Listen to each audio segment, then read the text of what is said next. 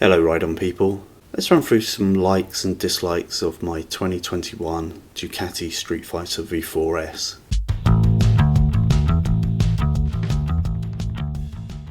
Let's start with a few dislikes. I've experienced some intermittent handlebar vibes. I experienced it on the day I picked it up on the ride home and at certain times on other rides. I can't quite make out whether it's a combination of certain revs and gear, or whether it's a case of when my hands get particularly cold, it seems to create a kind of numbing sensation in my thumb and index finger particularly. I can shake it out a bit, but without cruise control that's not so easy to do. You end up kind of tapping your thigh at the stoplights or whatever. I have heard it improves once the bike's run in. My bike's only done 800 miles, so we'll give it about 800 miles or so, and I'll maybe give you an update on that and we'll see how we're getting on. I'm also going to change the fits and bar raisers as well, so we'll see whether that has an impact on handlebar vibrations. The standard mirrors aren't so good.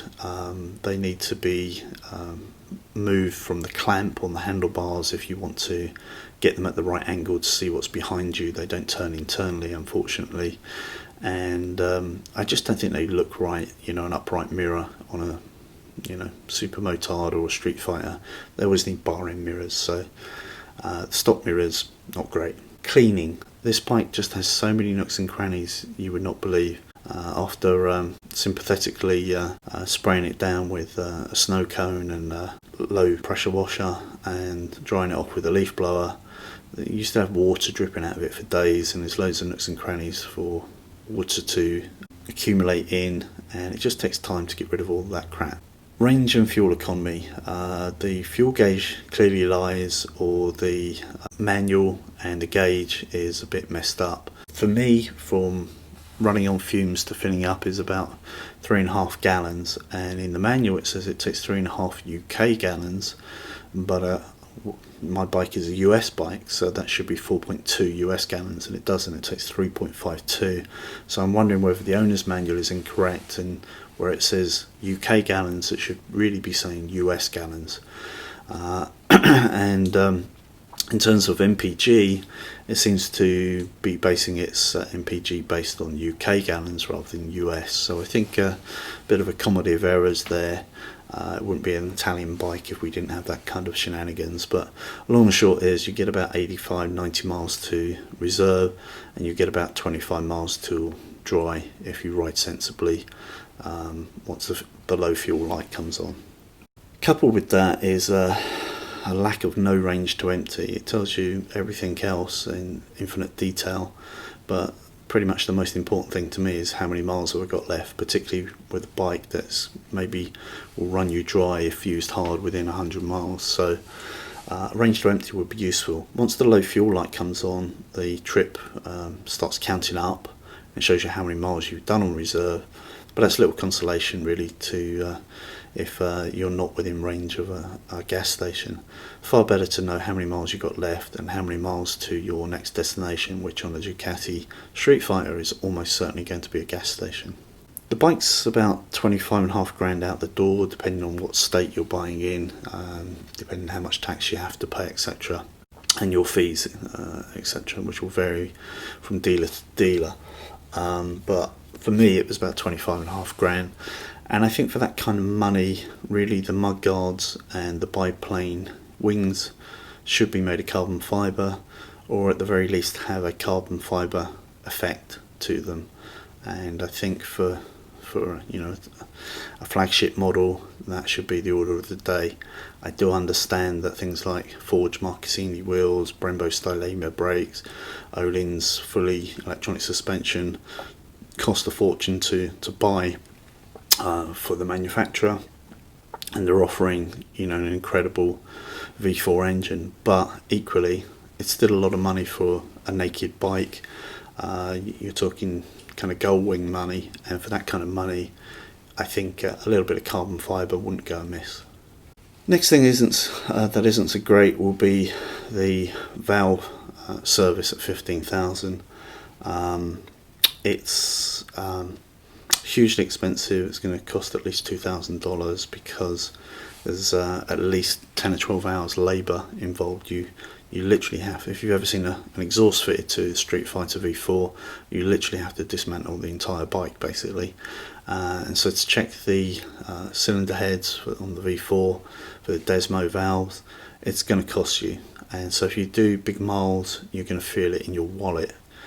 The forthcoming 2021 Multistrada V4 will actually forego Desmo valve gear, sacrilege, and move to some very high-tech springs, which on face value don't seem to be high-tech, but Ducati claim they will have 60,000 kilometre service interval checks, which is 37,300 miles, I think, which is phenomenal, way better than anything else on the market, which means that your regular service, which I think is going to be at 9,000 miles, it's 7,500 on the Streetfighter, but I believe it's going to be 9,000 miles on the Multistrada, should really only cost you about $400, and then probably similarly at 37k it's going to probably cost you around a couple of grand, but I think that's quite bearable. And the Multistrada V4, which will still have 170 horsepower, ample for the road, I think that's going to be a great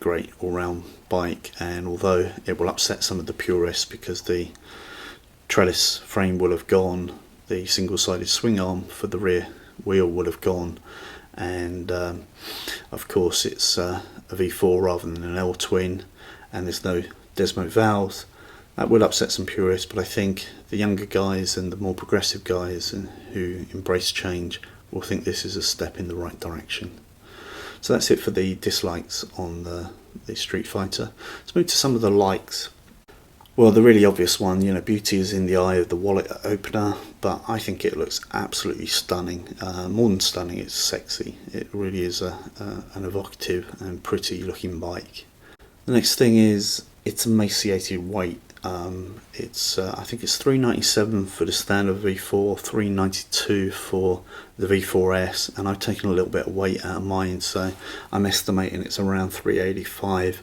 And with 200 horsepower on tap, that is punching well above its weight. Its weight is so nice because you can just alter your line mid-corner, just make it up as you go along. So if you suddenly get near the apex and there's some roadkill or something, it's just the slightest flick of the wrist to whip around it, and you're just not doing that on a bike that weighs a couple £100 more. Next thing is the Öhlins electronic suspension. This is incredible quality, far better than manual setup Öhlins I've had in the past. The ride quality is significantly better, and the adjustability of that suspension is immense, and it's all electronically controlled. Even the steering damper, which is also Öhlins, is also electronically controlled via the TFT, and overall it provides a really good ride quality. And actually on long rides, seat comfort wise and ride comfort wise, I'm just as comfortable on the Streetfighter as I am my GS Adventure, which is praise indeed. Bodywork, or lack of. They added wings, biplane wings to this bike, and it's more than just the visual aid. When they took the Panigale, they thought Streetfighter, rip off the bodywork, put some high bars on, job done. But it really wasn't as simple as that. With the bikes this light and this powerful, it made it quite unstable at high speeds. And so the development riders and the R&D team thought maybe we'll put the wing from the R model on the bike and see whether that helps stabilise it. And it stabilised it significantly, but it wasn't quite right. In the end, they tried some biplane wings, as they call them, and that did the trick. And it's a love or loathe type thing, but for me, I think it looks really good visually, and because I've wrapped mine with the carbon fibre effect, I think they look really trick now, and I really like the look of them, and they get a lot of comments. Handling. Well, I've owned some pretty sweet handling bikes from the days when I first did my track days on CBRs to, some really fast modern sports bikes like S1000 RRs, etc. And I don't know, for me it's It's got to be the best handling bike I've ever ridden, really. It feels much more akin to a 600 race replica than 1000cc race replica, I would say. And there's just so much poise and stability mid-bend. It's got so much grip, and you know, I haven't seen the traction control light cutting in yet or anything, and I haven't had any slides. It just grips like a limpet, and you can really turn it well. It really steers well, which is a significant improvement over every other Ducati I've ever ridden. Even bikes like the Multistrada, which I've expected to steer well, have been problematic when you get in kind of off camber downhill bends too hot and you grab the brakes. It'll push that front end wide. On this thing, you can just make it up as you go along. It's laughably good, and the handling is really top draw. Power and torque, obviously, you know, headline grabbing 208 horsepower is one thing, but it has a lot of torque, and it's available from very low in the rev range, even though the horsepower will, you know, continue to rev out to 15,000 revs, and at half of that, 8,000 revs, you're only making 100 horsepower or so, but the torque is significant, and it's delivered low, it's delivered smoothly, and with the low weight, it just makes for such a devastating overtaking ability, especially when coupled with the Pro Shifter, which is just super fast, by far the fastest quick shifter I've ever used, and it's beautiful on the downshift, particularly where it rev matches. It will just go vroom vroom vroom as you go down through the box, and that's super sweet, particularly when you get hot into a corner and pulling in the clutch and changing gear is going to take too much time, and it's going to unsettle the bike and push it wide. You can just crack it down a gear with your foot and be around that bend in effortless ease. Poise. Power is nothing without control, as we know, and this thing is just so well balanced. The compact V4 is significantly lower and shorter than even the L-twin of the bikes before it, and although it's a minuscule wider, that's actually not an issue, because the bike still feels kind of anorexically thin still, and its poise is undoubtedly one of its brilliance. We've all got to avoid potholes or something in the road, or make a direction change when our line isn't quite right, or maybe to avoid an obstacle in the road, such as a car, for instance, where you don't have time to stop, but you can steer out of the way. And poise is aided by quality suspension, good steering, and lightweight agility and good geometry, and Ducati ticks all of those 10 out of 10. Fit and finish. I've been particularly critical of a lot of Ducatis in the past for their fit and finish, and even after the parent company Audi took over and brought in their quality engineers, although there was a significant improvement in quality, it still felt a little bit Heath Robinson on occasion for bikes of this kind of caliber and price and expectation. But kind of like Ferrari, they've dug themselves out of those days, and now the very latest models, the fit and finish is absolutely sublime. There's some very complicated shapes, particularly for the airbox tank area, and the lines between the panel gaps are very equidistant all round. The paint finish is really high quality, kind of up there with the best of the TFCs from Triumph and Harley Davidson, who are renowned for high quality paint. And the whole fit and finish of everything feels really good. If I could have one criticism, I would say the finish of their exhaust cans is still very poor in the bits that you don't see so well. They tend to tarnish very easily. They're not made of a nice double skin stainless steel like BMW would do them, for instance, and I think that's a bit shortchanging the customers. But having said that, they naturally expect you to put on an Akropovich or Terminoni or Arrow system immediately. The bike is makes such a nice pleasant sound, which really is my next point, the V4 rumble and the roar of the bike, that I'm reluctant to put a different exhaust system on, apart from the fact they're expensive and expensive to fit. I do like the standard sound of the machine. I don't mind the look of the standard exhaust, which is quite different, very MotoGP, very underslung, very mass centralized, but it just sounds amazing. It sounds amply loud enough riding along with earplugs in. So I'd like to see the quality of the standard exhaust improve for future variants. Comfort wise, amazingly comfortable compared with my preconceptions. The seat, standard seat, is amply good. I would never replace it with a comfort seat for me personally. It's a very thick gel-like seat.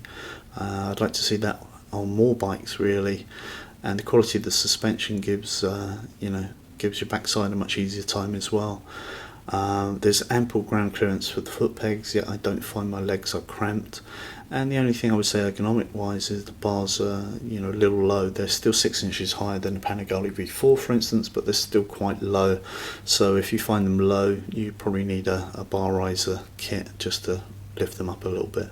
Braking. They have the Stylemma brakes, and a lot of bikes are starting to get that now, from the Rocket 3 and the Tiger 900 in the Triumph range particularly, but they're also cropping up on other manufacturers' bikes, and they're just incredible. And it's not just the power. The previous Brembos had plenty of power, no problem at all from those radial monoblocks, but with the Stylemma they are particularly smooth and progressive, meaning they give significant feedback through your hand. You can really feel how much grip your front wheel has as you bury it into a bend. You're getting loads of feedback, and that is something that I really appreciate with the Stylemma brakes. Lighting wise, Ducati make much of the Joker face of the headlight, and you can kind of see it if you squint a bit. The front end does look a little bit like the Joker's face, and you can see the website artists rendering on that to get a better impression. But I really like the beautiful DRLs, the parent company Audi. You would kind of expect that, and the LEDs work well at night and in unlit areas. And I have mine set to auto, so it runs the DRLs during the daytime, and as the ambient light drops it automatically switches to the headlight main beam, and they just work very well and they look beautiful. So good job Ducati. So the final thing on the likes is really the passionate feel and character of the bike. It really is special, and it's one of those vehicles that kind of reminds me of my old Porsche Cayman S. When I used to drive that, I always used to say it's not like a drive, it's like an event. Every time you get in that vehicle it feels like an event. It makes you feel special and you feel like you're doing something almost naughty. It's so, I'm not talking just the performance, but I'm just talking about, you almost have to pinch yourself that you're driving that Porsche and it's yours. And the Ducati is exactly the same. You lift that garage door and you could just get a cup of coffee and sit on a stool and just look at it. I mean, just look at it. It just makes you feel so special. It has so much character and passion, and hey, it's a red Ducati. So summarising, would I recommend one?